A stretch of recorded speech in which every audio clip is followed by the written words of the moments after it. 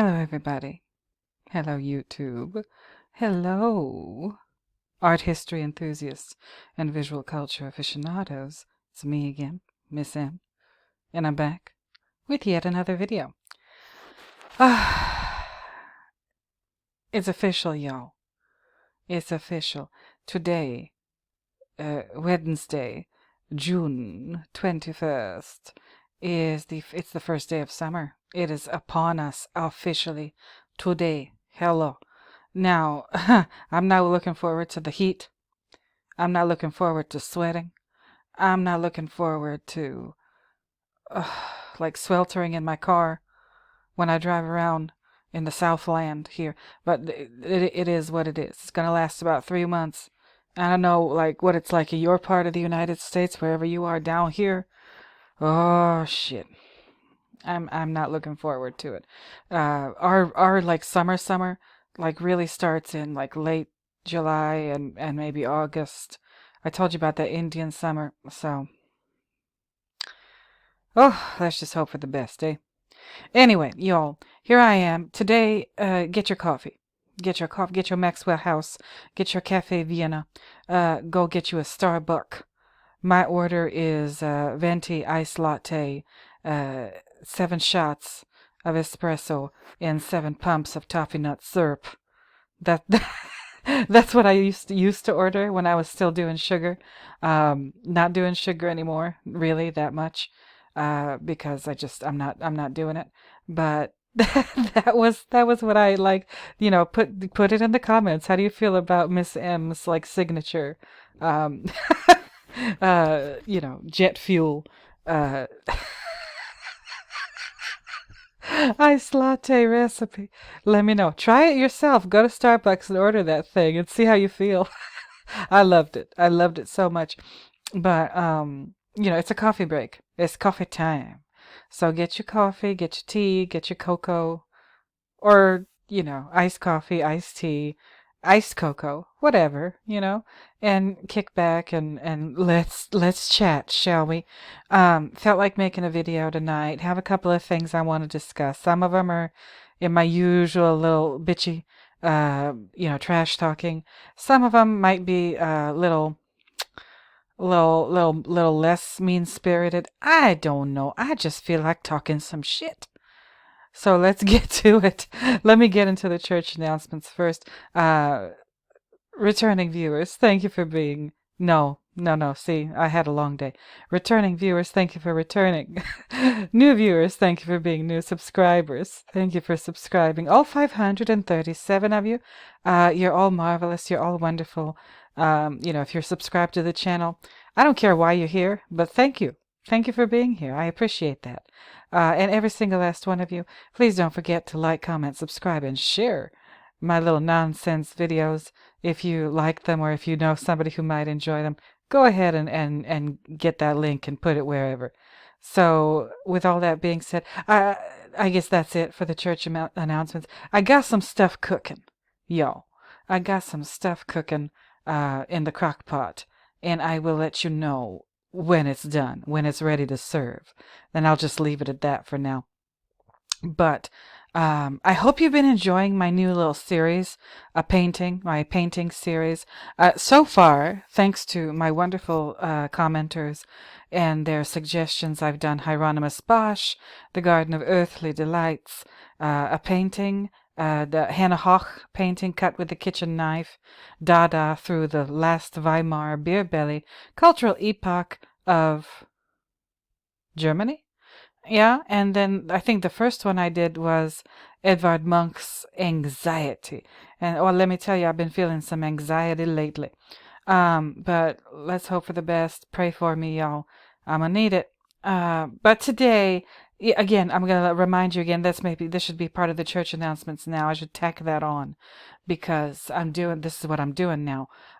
If you, viewer, listener, commenter, if you have a painting or a work of art that you would like me to take a look at and render my scintillating commentary about, let me know. Drop it in the comments. Let me know what artist, let me know what title specifically you would like me to take a look at, and I just might. I just might. So let's see here. What else do I want to get into? Yeah, so let me know if you want me to do a painting, a sculpture, a photograph. Like I said, I think I just might be doing a little bit David Lynch, just looking at some of his stuff because I think I've fallen in love with him. I've not, not his physical form, but his mind. I'm big on falling in love with somebody's mind. If that brain is strong, that's it. You got me. But so I'll be doing one of those again. Put your suggestions in the comments, and if you have a suggestion for a movie or a TV show or whatever that you want me to review, I won't do a frame by frame analysis like The Shining. I won't do an episodic analysis like the Twin Peaks season 1 and 2 that I'm working on now. But I'll take a look at it and I'll let you know.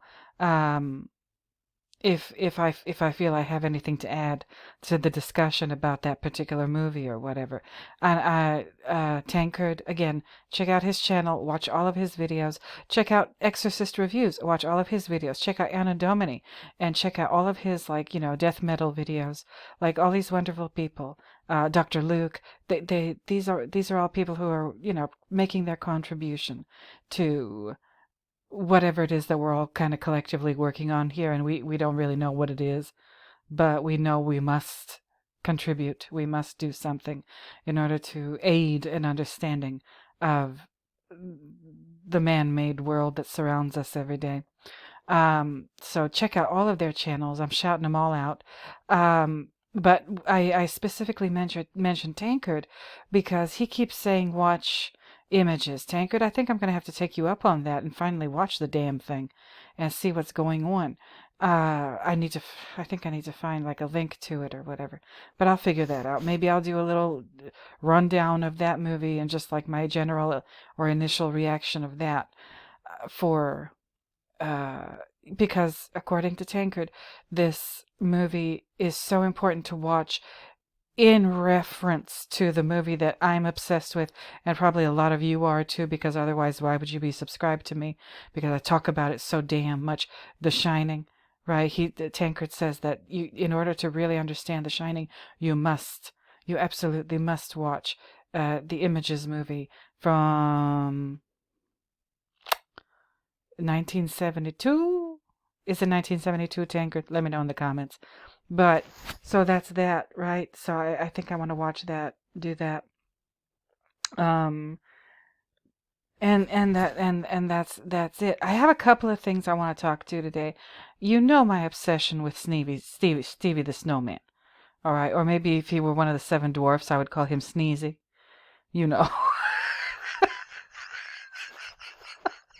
Because of all the coke that he shoved up his nose.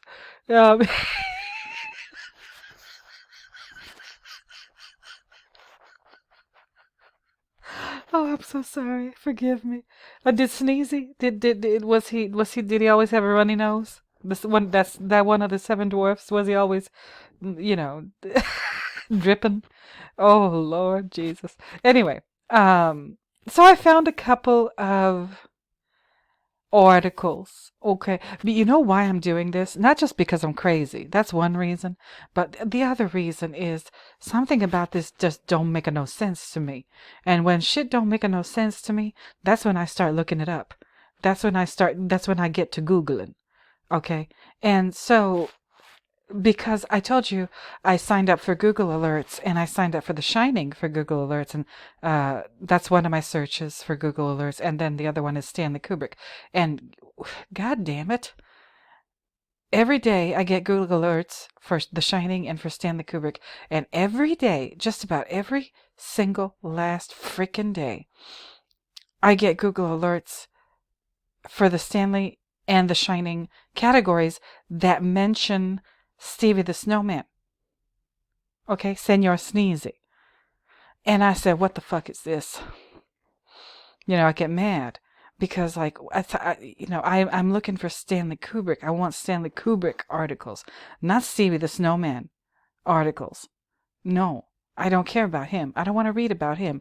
I don't like him, but I'm not obsessed like one of those people who hate watches stuff or whatever. No, I find him annoying, irritating, morally corrupt. Yes, I do, and you already know that.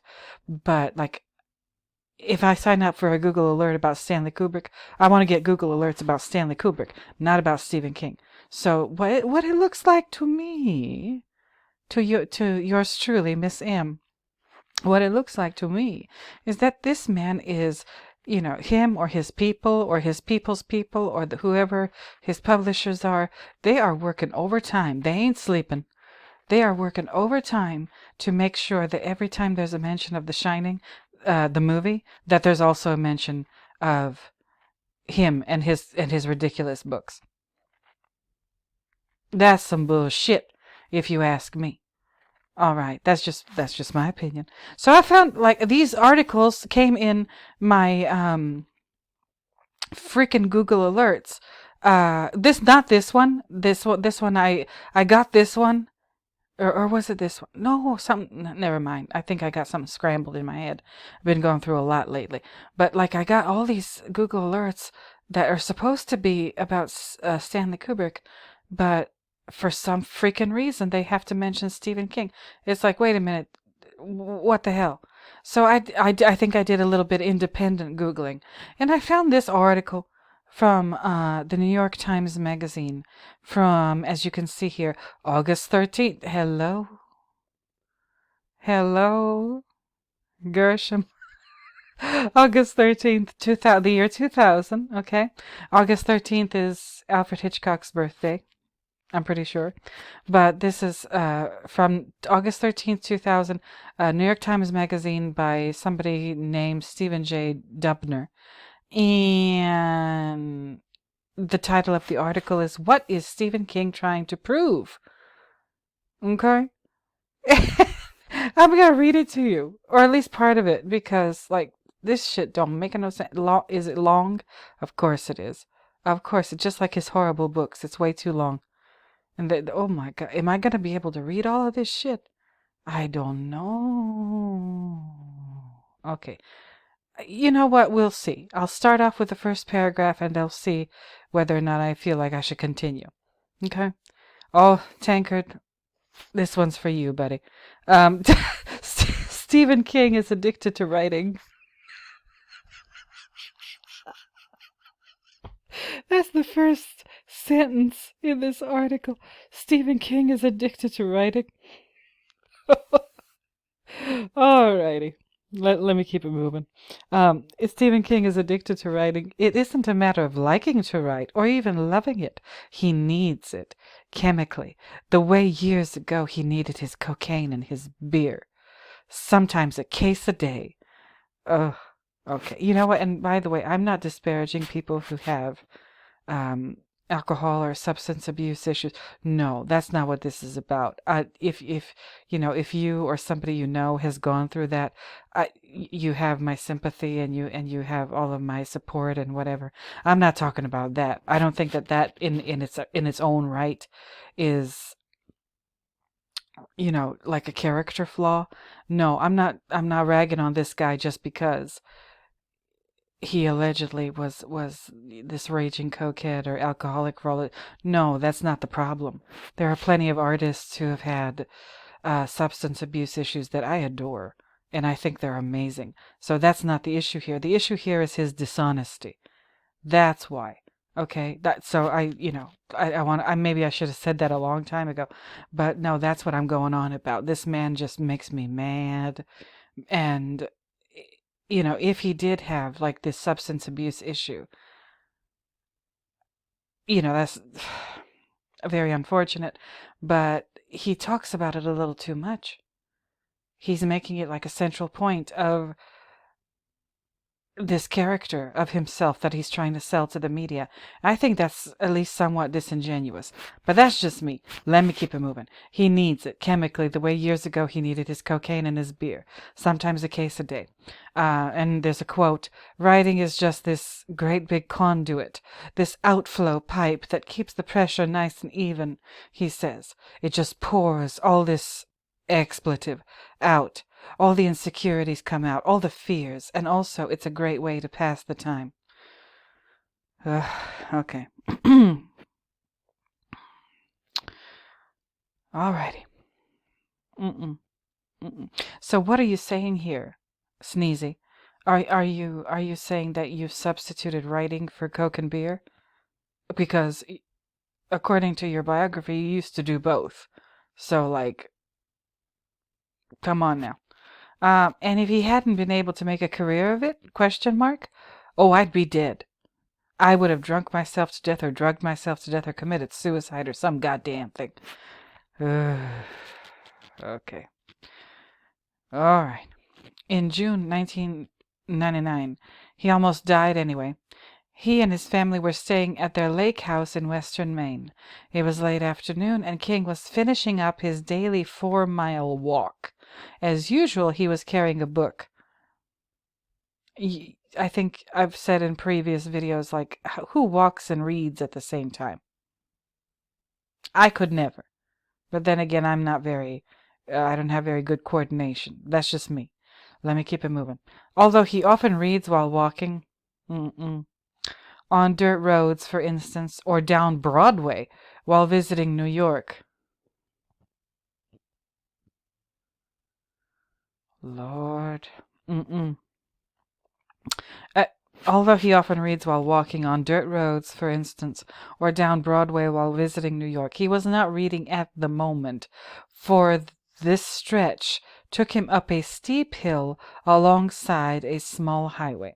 Suddenly, a blue Dodge minivan crested the hill and pinballed King off its windshield.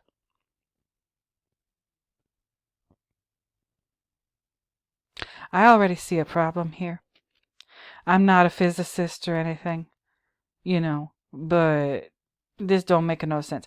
So the van was driving uphill and he was walking uphill. So how did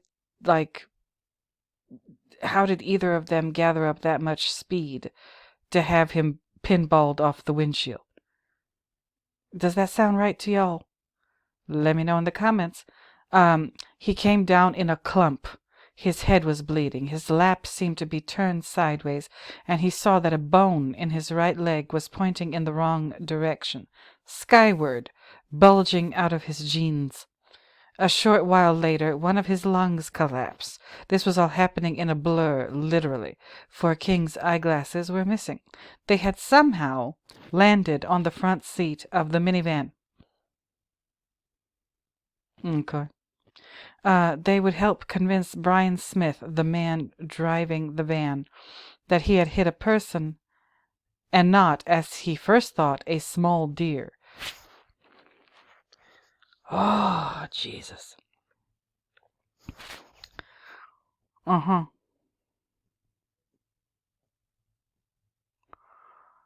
Oof.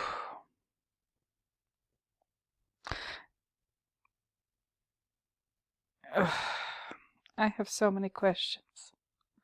How does his glasses end up on the front seat? How?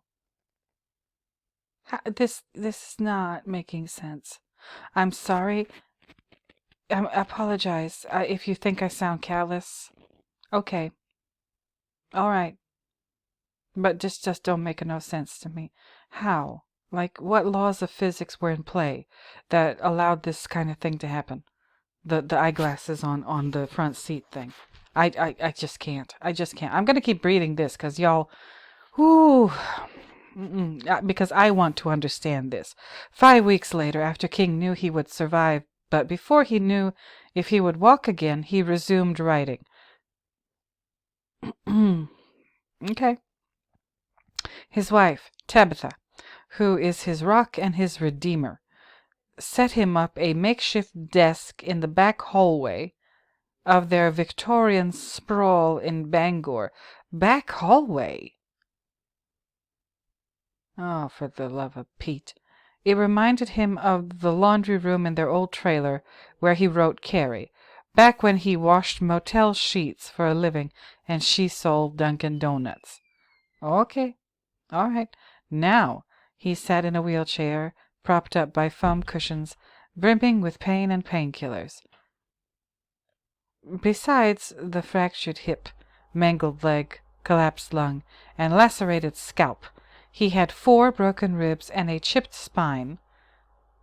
What the hell? Wait, I'm going to read that again. Besides the fractured hip, mangled leg, collapsed lung, and lacerated scalp, he had 4 broken ribs and a chipped spine.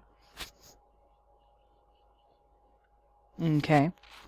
And he had lost 50 pounds. Come on now. He didn't feel like working, but a voice in his head, yes, Stephen King, like his characters, hears voices, told him to. Oh, Tancred, I hope you're listening. If there is an opposite of writer's block, King has it. As a teenager, he would come home from a Roger Corman movie, write a novelization in 2 days, mimeograph a few dozen copies, and sell them at school for a quarter each. By the time he was a college sophomore, he had 5 finished novels in a drawer. Last month, his hyperproductivity paid off yet again. Reaching into another drawer, he pulled out a novel called The Plant and did something with it that made worldwide headlines. He published it himself. Oh, God. A few months earlier, he became the prince of e-publishing by releasing Through Scribner, an internet-only novella. Its success tickled him and made him yearn for an even closer-to-home publishing experience. Enter The Plant. Instead of a mimeograph machine, he used his website to release it. Instead of a quarter a copy, he suggested a $1 payment for the first installment, with more to come only if 75% of the downloaders paid up. My friends, he wrote on his website, we have the chance to become big publishing's worst nightmare. Oh, I don't like this at all. Nope. This is no. Despite the novel's plot, a writer sends a man-eating plant to a publishing house that rejected his manuscript.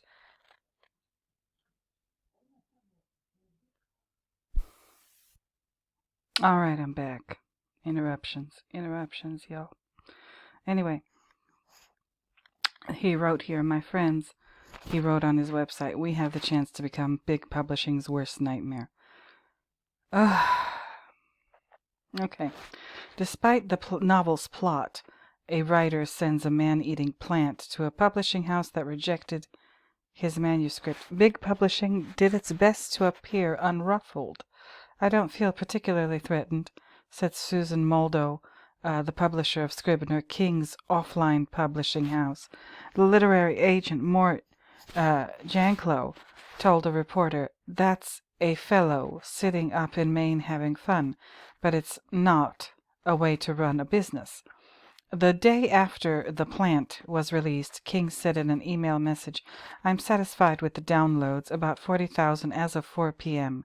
yesterday, and we're estimating a total pay-through of maybe 88%. Let Mort Janklow put that in his pipe and smoke it. What I find very, very weird about this is that he's talking like big publishing has been a problem for him. He's talking like he hasn't benefited at all from big publishing. Am I missing something? Big publishing is like the reason that he has everything he has. Big publishing, to me it seems, is the reason why all of his horrible books got pushed through, and why probably a lot of them got made into movies. Why is he complaining about big publishing? And, you know, this doesn't make any sense to me. None.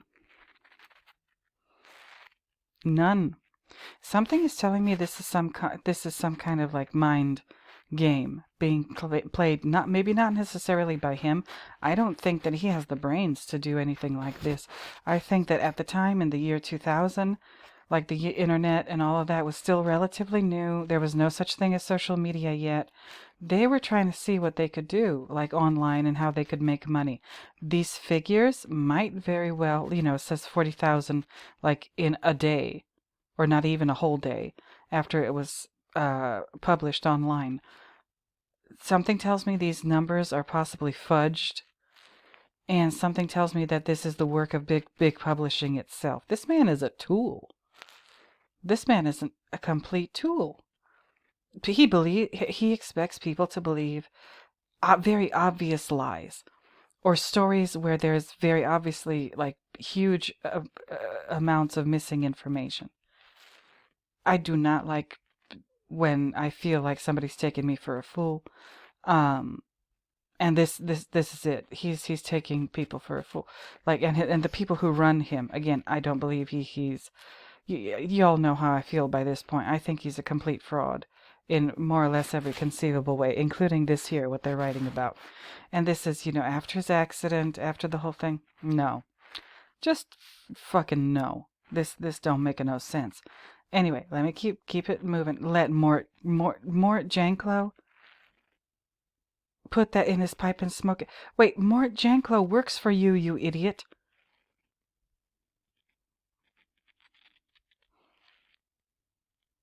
Like, why do you want it to look like you're biting the hand that feeds you? Like, what the fuck is going on here? This is crazy. Oh, let me just keep reading this. Lost in the hubbub was the novel's provenance. King began The Plant back in the early 1980s, but shelved it because it too closely resembled Little Shop of Horrors. It was distributed only to the people on his Christmas card list. If I gave someone a coffee maker and they sold it at a yard sale, it wouldn't bother me, he said at the time. If they want to sell The Plant, fine, it's theirs. They can tear out the pages and use them for toilet paper, if that's what they feel like doing. Yeah, well, let me not say anything.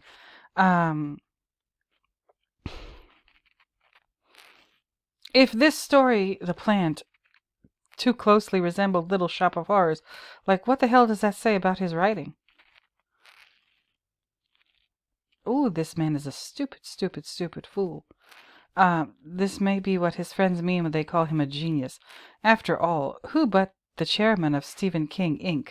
would think to turn 15-year-old toilet paper into an internet rage? The book he finished in his wheelchair, meanwhile, on writing a memoir of the craft, will be published in Yawn early October, with paper and cloth and glue. For King, 52, it was one of the scariest books he has written. Well, I bet it was, because he doesn't know what he's talking about. While a large part of it gives point-blank advice to the aspiring author, the adverb is not your friend. Oh my God. It also tells the true story of how writing saved Stephen King from the sort of life or death that he has instead had the luxury of turning into fiction. He has 2 offices in Bangor, one in the house for writing, the other in a low-slung, flesh-colored building near the airport. This is where he and 2 assistants manage the empire that has arisen in the wake of more than 40 books and nearly as many films based on the writing of Stephen King and Richard Bachman, King's pseudonymous counterpart. It's a Monday morning, mid-June, almost a year to the date of his accident.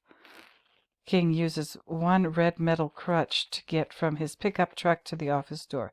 He is sick of the crutch. At a recent reading in New York, he was determined to appear without it, but was stymied by 3 steep flights of stairs. Once on stage, however, he leaned the crutch against a wall and limped to the microphone. He got a standing ovation. King, as his longtime editor puts it, is the rock star of writers. Yeah, but why? I don't know how much more I can read of this. It's just too much. It's just too much. This is just insane.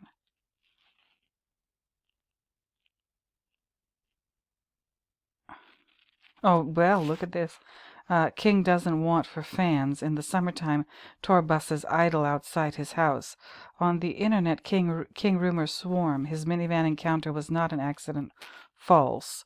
He is suffering from writer's block. False. Someone else, maybe his wife, also a novelist, actually writes some of his books.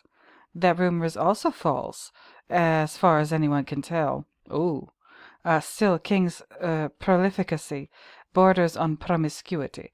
You almost expect when he refers to the boys in the basement, King's term for his internal muses, that maybe there are real people doing at least his typing, says Chuck Verrill, a literary agent who is also King's personal editor. Mm.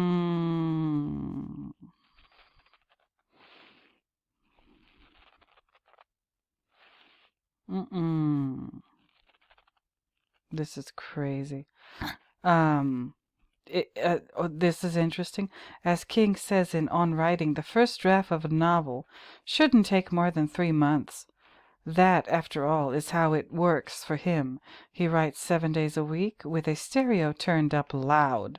Lots of Eminem, Kid Rock, and Wilco these days. But he often knocks off by lunchtime.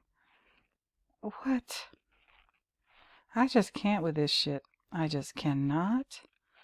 I cannot. I cannot. I cannot. I cannot. I really can't. Alrighty.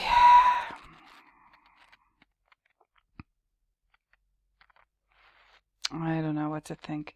This anyway. I'm gonna leave this in the description. This thing is way too long for me to read the whole fucking thing. It doesn't make sense. I've already. Oh, wait a minute. This is a part that might interest you, Tankard.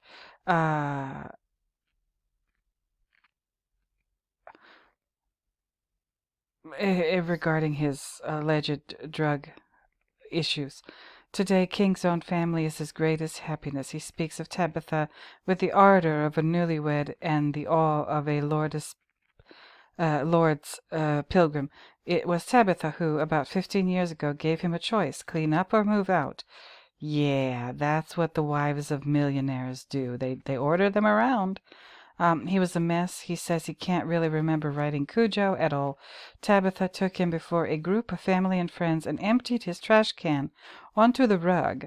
Outpoured, he writes, beer cans, cigarette butts, cocaine in gram bottles, and cocaine in plastic baggies, Coke spoons caked with snot and blood, Valium, Xanax, bottles of Robitussin cough syrup, and NyQuil cold medicine, even bottles of mouthwash. He bought a little time, as addicts do, but soon started treatment and stuck with it. Uh-huh. Okay. Mm-hmm. Mm-hmm. Okay.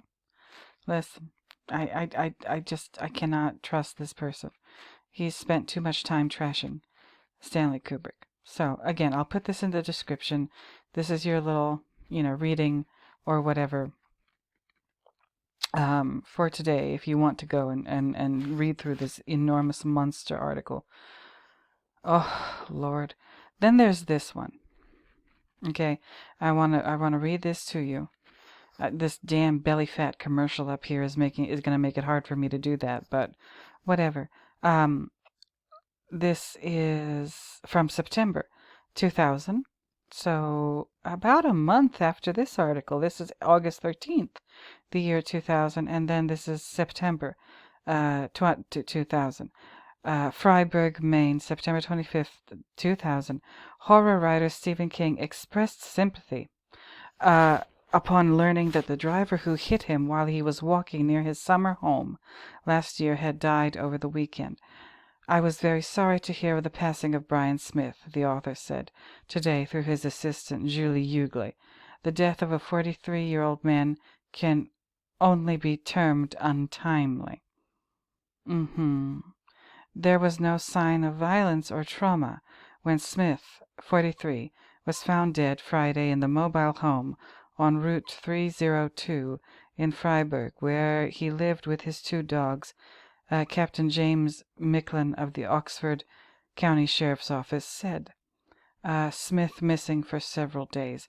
The medical examiner's office says an autopsy found no evidence of trauma, but no conclusion was reached on the cause of death. Toxicology tests are being performed, but they could take several months. He was on a variety of medications for his health, Micklin said. Smith had not been seen or heard from for about 3 days. A brother asked police to check on him. The first officers on the scene observed Smith through a window lying in his bed, but were unable to get him to respond. McClone arrived at the home at about 9:30 p.m. Smith struck and seriously injured King while driving a van in North Lovell in June 1999. King was walking along a road in the area where he has a summer home when he was hit. He sustained broken bones in his right leg and hip, broken ribs, a punctured lung, and a head injury. Smith pleaded guilty in January to misdemeanor driving to endanger charge. Prosecutors dropped a charge of aggravated assault. Smith received a 6-month suspended jail sentence. Smith said he was distracted by his dog when his van veered off the road and hit King. He publicly apologized to King while insisting the crash was an accident and no one was at fault.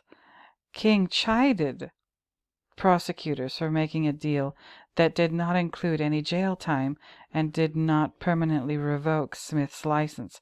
What he took from me, my time, my peace of mind, and my ease of body, are simply gone, and no court can bring them back, King said in a statement that was read in Oxford County Superior Court in January after Smith entered his plea. King remained in the Central Maine Medical Center in Lewiston for 3 weeks and underwent 5 operations. Okay. Just wanted to put that out there. Don't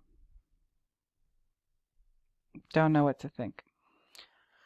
Really don't know what to think about that. I've discussed with Tankard, my thoughts regarding this, but something ain't right. Something ain't right. I can't explain to you. I'm not a psychic. I don't think of myself as psychic. No, of course not. But I when something just doesn't make sense or doesn't seem right or sound right to me, I don't ignore it. I don't ignore when my intuition is trying to speak to me, communicate with me regarding something. Something ain't right about this. This is not making sense. Just is not making sense. And I have my suspicions as to how and why it doesn't make sense. I'm not ready to say that out loud, but whatever. On to the next article, you guys. This one. I have been dealing personally, on a personal note, I've been dealing with a lot of kind of setbacks and just failure lately. Been feeling kind of lousy. That's why I haven't been so enthusiastic about making videos and what have you lately. Life has been the way life can be sometimes. Disappointing, right? And I found this in the Google alerts. It made me feel a little bit better. I don't know why, but it did. And I hope it makes you feel better too. Because I think I saw some video somewhere, some lady talking recently. And she said, enough with the fucking imposter syndrome. Enough with feeling like you're not good enough. Or you're not smart enough. Or you're not talented enough. Or no. You're just fine. You're alive, you're a human being, and you're contributing in some small way to whatever's going on this planet. You're okay. Stop thinking that you're not good enough. Because when you see this list of 10 iconic directors that have never won an Oscar for directing but should have, it might make you feel better because some of your favorites might be on here, right? And it says, surprisingly, these iconic Hollywood directors have never won an Academy Award for directing. I mean, really. I mean, really. And a couple of our favorites are on here. So, here we go. The Academy Awards, also known as the Oscars, is presented by the Academy of Motion Picture Arts and Sciences, AMPUS, to present awards that recognize cinematic excellence that is determined by their voters. The Oscars are the oldest awards ceremony for entertainment, having started in 1929, which would be why they're so pompous, pretentious, and hard-headed. Though it is an honor to win an Oscar, though it is an honor to win an Oscar, let alone win one. Who wrote this? Whatever. The Academy is an archaic institution that is not plugged into what people are watching. Progress has been made to bring them into the 21st century. There is still a lot of work to do because there have been many iconic and excellent filmmakers over the years that have never won for directing. Here is a list of the 10 best that the Academy has passed over. Number 10, Quentin Tarantino. Okay. A lot of people like Quentin Tarantino. I like him too. Of course, I haven't watched all of his stuff, but I really, really, really like Kill Bill. Okay. It says here a highly complex director you either love or hate. You would expect him to have done something with the Oscars, or you would expect him to be that influential to have have gotten their attention somehow. I guess not. Here's number 9. Coincidentally, one who has directed a movie based on a Stephen King novel, Brian De Palma. I'll read this one just because I'm interested in this. A student of Alfred Hitchcock. Helloskis. Brian De Palma is one of the greatest filmmakers of all time. He loved Hitchcock so much that De Palma's work was often mocked for being rip-offs of his work. This is a rather unfair criticism because De Palma is an iconic director of horror and thrillers such as Blowout and Carrie, and was a visionary in his own right. His unique use of long tracking shots, split diopter shots, and split screen firmly supplant him in the pantheon of great directors. Also great at creating tension and a sense of unease through his use of low Dutch angles. I don't know what that is, but whatever. De Palma's movies were also much more violent and hypersexual than Hitchcock's. Dressed to Kill is the prime example because while the plot is very similar to Psycho, it still has all of De Palma's visual trademarks and extreme violence that makes it a completely different film. Brian De Palma is one of the best directors of the 20th century and never truly got the recognition he deserved. Number 8, David Lynch. Now, I don't know if I'll start calling him our David, but he's pretty awesome. One of the stranger directors working in Hollywood is also one of the more iconic. David Lynch is the director of avant-garde horror cinema and television like Blue Velvet and Twin Peaks. Also the director of the 1984 Dune, starring his favorite actor, the gorgeous Kyle MacLachlan. I put the gorgeous. They didn't put the gorgeous. But whatever. Kyle MacLachlan. Lynch makes movies that will make you feel uncomfortable and confused all at the same time. He can get actors to act as strangely as possible and has some of the most inventive and bizarre imagery to make you feel like you are in a never-ending fever dream. Similar to Tarantino, Lynch uses his idiosyncratic comedic sensibilities so that you can't make heads or tails of what is going on from scene to scene. He does this on purpose to play the audience like a fiddle and is completely in control with firm grasp on the audience's attention. Though David Lynch is one of the most unique directors of our time, the Academy would never give him an award because his films are just too quote-unquote odd to be recognized. We got Jordan Peele. I've heard good things about this person. So he's on this list, and for all of his popularity, the Academy obviously don't give a shit. Unbelievable. Then we have number 6, Ridley Scott. That's interesting. The visionary director of Alien, Blade Runner, and most recently The Last Duel. Ridley Scott is one of the best storytellers of our time. No Oscar, though. no Oscar. Michael Bay, controversial pick. However, Michael Bay is an auteur. Okay, all right, but no Oscar though.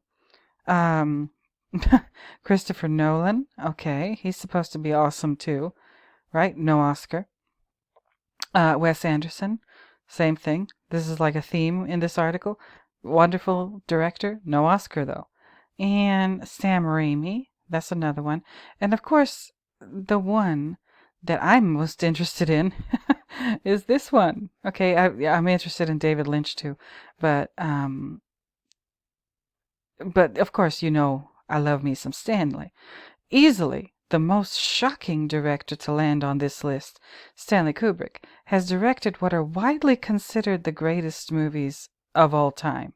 From 2001: A Space Odyssey to The Shining, Kubrick has one of the most fascinating careers ever. He never much liked to be in control. Oh, no, what am I saying? He very much, not never much. He very much liked to be in control, but was never the best at communicating with his actors, which is why he used to have them do dozens and dozens of takes until he got what he wanted out of them. Though his career spanned decades, he did not make that many films because his movies took so long to make due to his perfectionism. For instance, he bookended the 80s with only 2 movies, The Shining in 1980 and Full Metal Jacket in 1987. Also known for his visual symmetry and long tracking shots, Kubrick also inspired filmmaking innovations in the Steadicam. Though the Steadicam was invented in 1975, he needed to use it at low angles to follow Danny through the halls of the Overlook in The Shining. This greatly increased the mobility and amount of creative angles that could be shot with the Steadicam. Stanley Kubrick is the most important and groundbreaking director of all time, and the fact that he has never won an Oscar for his contributions to film shows how the Academy constantly gets it wrong. Okay, I agree with that. I sure do. Now, this publication is called MovieWeb, and of course I'll put this in the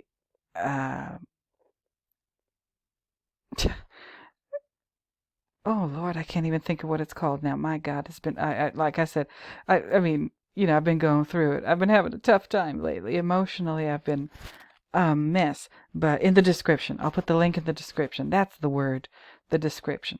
Okay. So the last thing I want to talk about is, I think I maybe mentioned that I have a Reddit thing that I set up here. I don't even know what to call it. I'm not one of these people that has like thousands and thousands of these, whatever they're called, karma points. But, you know, I put up one of my videos here, and I had a couple people comment, some nice comments, some not so nice comments.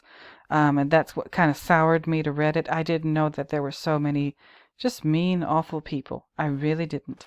I should have known better, but I did not know that some of these people were just couldn't wait to like shoot people down and shoot down their ideas and what have you. That is sad. It is really sad that there's that's why I mean I started off like posting my stuff on here. Something tells me Reddit is on its way out because like this is just abusive. But anyway, so this one of these nice people, QWZ180, commented under my post and put up this picture of Wendy in the basement of the Overlook Hotel, right next to what's his face, I guess the wizard in The Wizard of Oz, and pointed out the similarities between the machines, like the dials on the machines that both of them are using. And I was like, okay, that's interesting.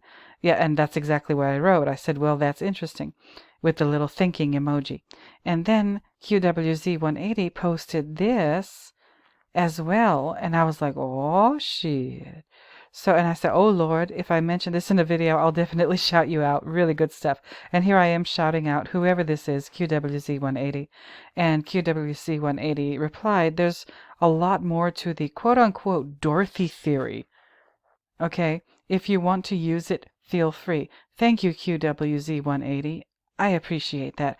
I don't know if I'm going to use it, but I'll definitely keep it in mind. And probably whenever I mention it, I will mention that I learned it from you because I this is not my original idea.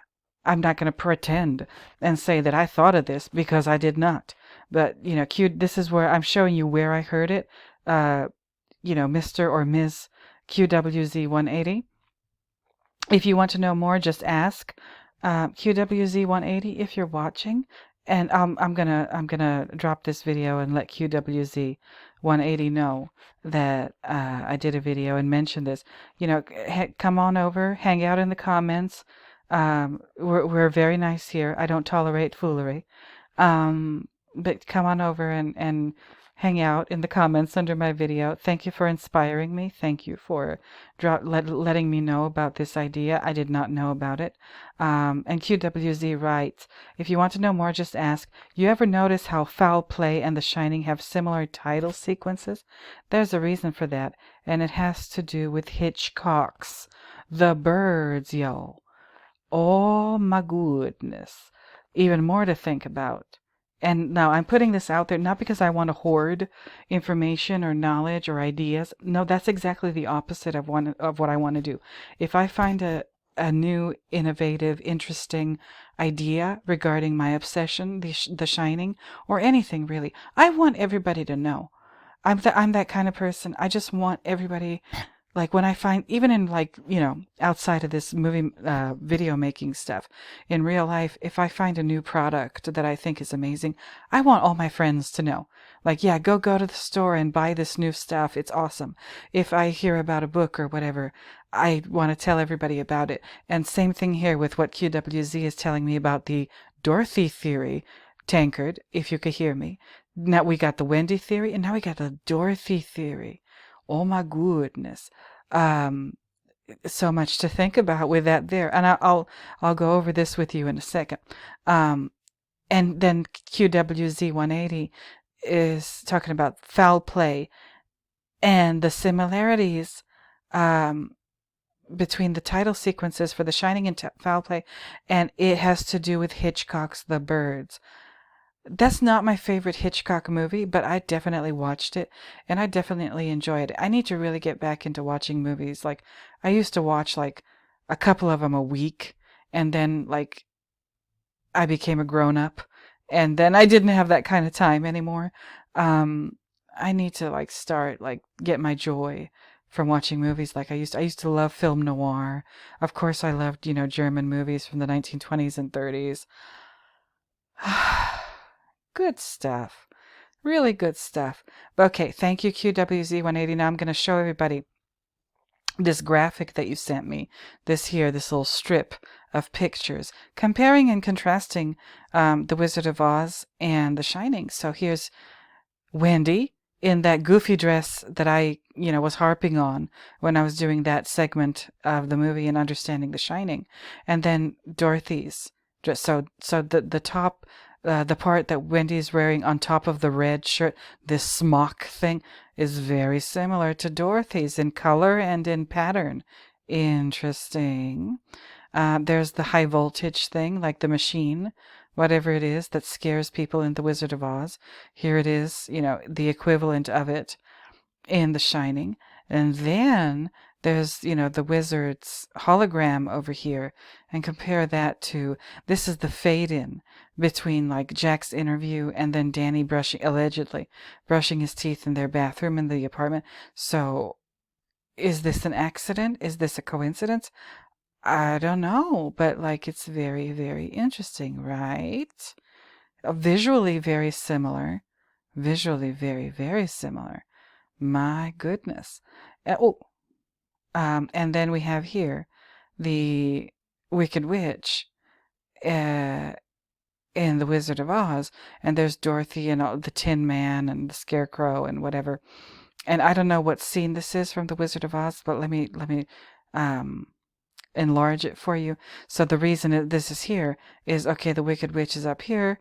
I think the lady who played her was named Margaret Hamilton or something, if I'm not mistaken. But, and they're in a forest. Oh, good heavens.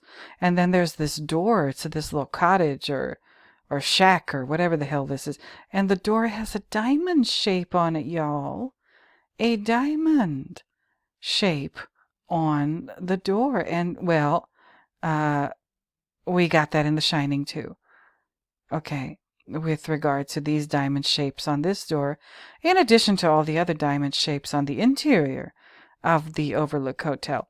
So, like, I don't yet know quite what to make of this. Like, who is the wizard, though? That's what I want to know. Is Wendy the wizard? Or is Jack the wizard? Or are they both like two sides of the same coin?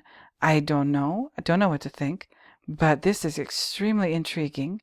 And QWZ 180, thank you so much. I mean, how can I link? Well, I mean, you can find me on Reddit. Maybe I'll put my link to my profile on Reddit, and then you can just go through my posts and then look at the comments in there. You'll find QWZ 180. Oh, this is a cute little avatar with the TV box head. So darling. Anyway, you guys, I wanted to share that with you. I wanted you to see that, and it gives us something to think about. It contributes. It adds to whatever it is that we're up to over here.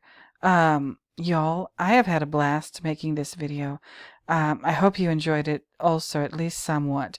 So if you're feeling bad about yourself, don't, because a lot of awesome people do not get the recognition that they deserve. If you got passed up for a promotion at your job, that sucks. That's terrible. But that doesn't mean that there's anything wrong with you, because, all of these awesome directors got snubbed by the Oscars. And like a couple of them that I talk about on my channel here, Stanley Kubrick, David Lynch, Quentin Tarantino, and I've mentioned Brian De Palma before too, but I haven't really gotten into his movies. So you guys, if you feel bad, if you feel like you're trying so hard and nobody cares, no, people care. You are making a difference in your own way, in your own unique, special way. Just because you didn't get an award doesn't mean that you didn't put in the time, the effort, the energy, the care, everything. Okay? Keep going, keep striving, keep being wonderful. That's what I'm going to try and do. Like, I've been having a tough time lately. And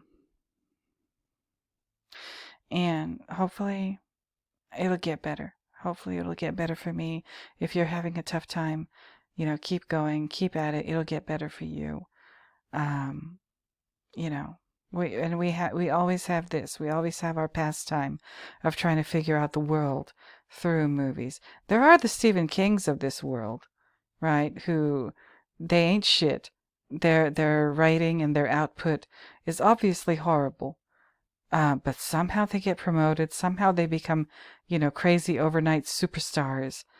And their fame and their accolades simply cannot logically be explained. Or nepo babies, like every other actor that you see on TV or in movies now. They're there because their parents were famous, or they're connected to fame, or whatever.